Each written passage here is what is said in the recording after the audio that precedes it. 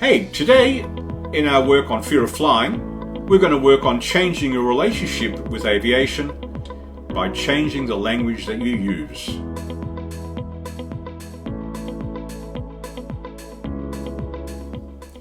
Welcome back to the channel. I'm Les Posen, clinical psychologist, FlightWise Fear of Flying. So, we want to change our relationship with aviation. That means primarily shifting away from your traditional and learnt ways to fear being around aviation related things, flying, planes, airports. And the way we're going to do that is by looking at the language that we use, because language is very important to helping us reframe our fears. The way we name things is really important in the world of psychology.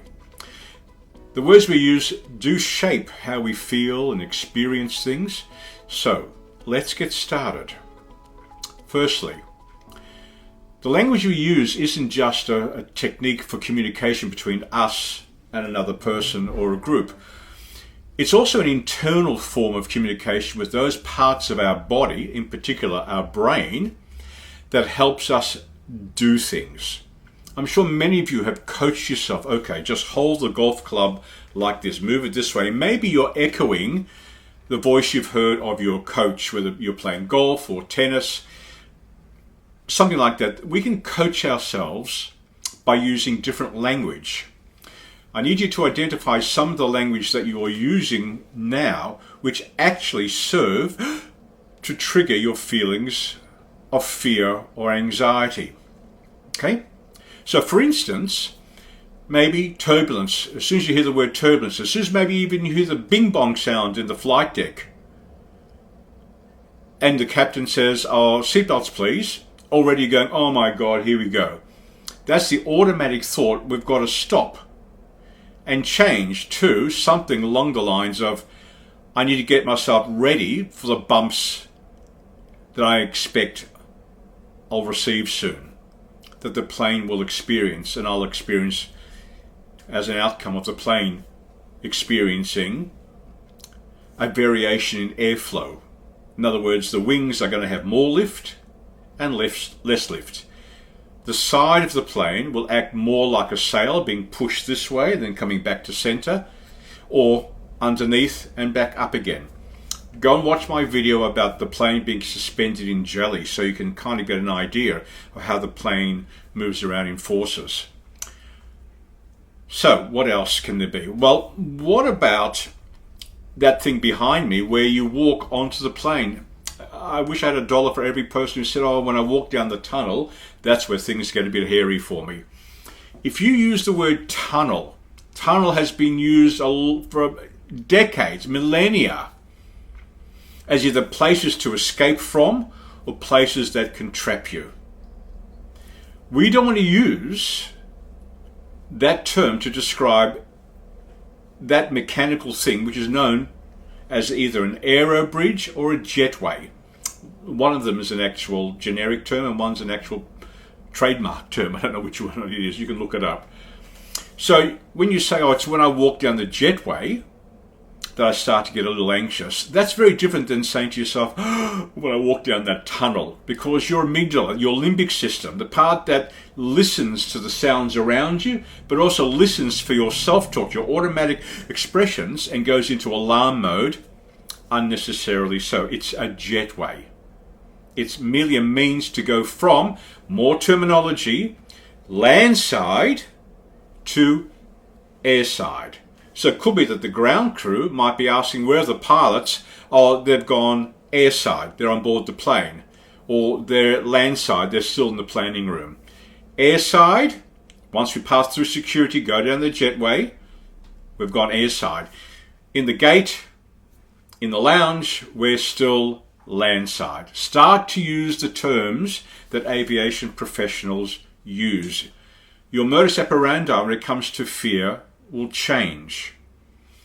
All those engines are so noisy. Yes, they're noisy in order to create power, and power means safety. Powerful engines create a lot of noise. unless, like me, you happen to drive an EV, an electric vehicle, in which case you don't get engine power, which is one of the reasons why a lot of people who see themselves as petrol heads, as we call them in Australia, don't want to move to EVs. They like the sound of that V8 throbbing. Okay, what else have we got? Cabin crew. They're not air hostesses, please. Their primary role is safety officers. You only get to see a few percentage points of the time they spend in safety. At the beginning of the flight, when they don their equipment and show you the safety areas, the rest of the time they seem to be service personnel. But they're not air hostesses. Don't insult them. They're cabin crew or FA's, flight attendants. Similarly, the cabin crew will often refer to the pilots, not so much as pilots, but as tech crew. The guys and girls up the front. Aviation is filled with acronyms and terminology. Those who are in the group use those terms. Those who are outside use different terms. Okay. What else have we got? Oh, we were just going round and round circles. No.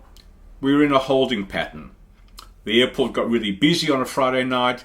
The weather wasn't looking too good. So we're in a holding pattern, circling until we can find a way to come in. That's a holding pattern. There are other terms like we're on final approach.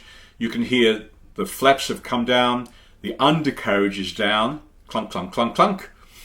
Depending on where you're sitting, it's more noisy than in other places. And I tend to say when I'm flying with patients, my rule of thumb is once you hear the undercarriage come down, we're sort of 5 minutes, 5 miles away from touching out. You can sort of start to count down.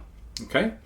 The undercarriage comes down at a very specific routine within the flight as part of the setting up the plane for its final controlled, established, stabilized descent.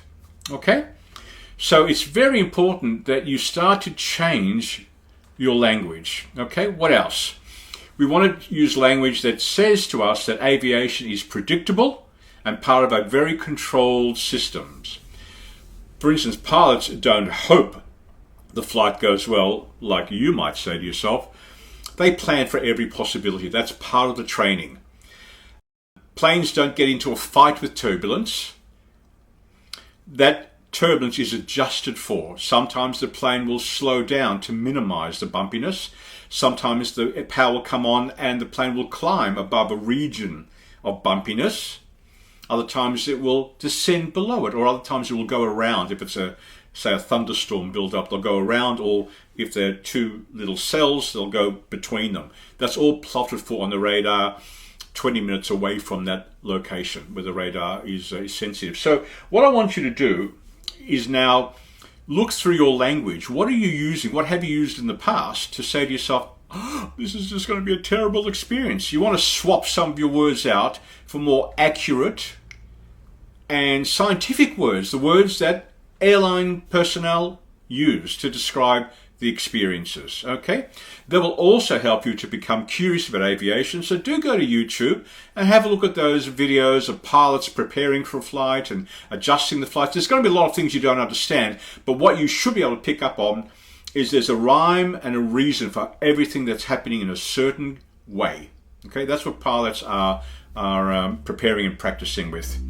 Okay, so we want to start to use language. If, for instance, you suffer with claustrophobia, i.e. the doors close, at home, whenever you go through a doorway or at work, wherever it happens to be, and the door closes behind you, rather than going, oh my God, if this was on a plane, I'd feel terrible, change your language to close the door, doors closed, stay composed. Come up with a little cliche like that and practice it every time you go through a doorway for weeks. Practice it, becomes your new normal. Okay? All of this is about not allowing anxiety and fear to control you, but you controlling your experiences.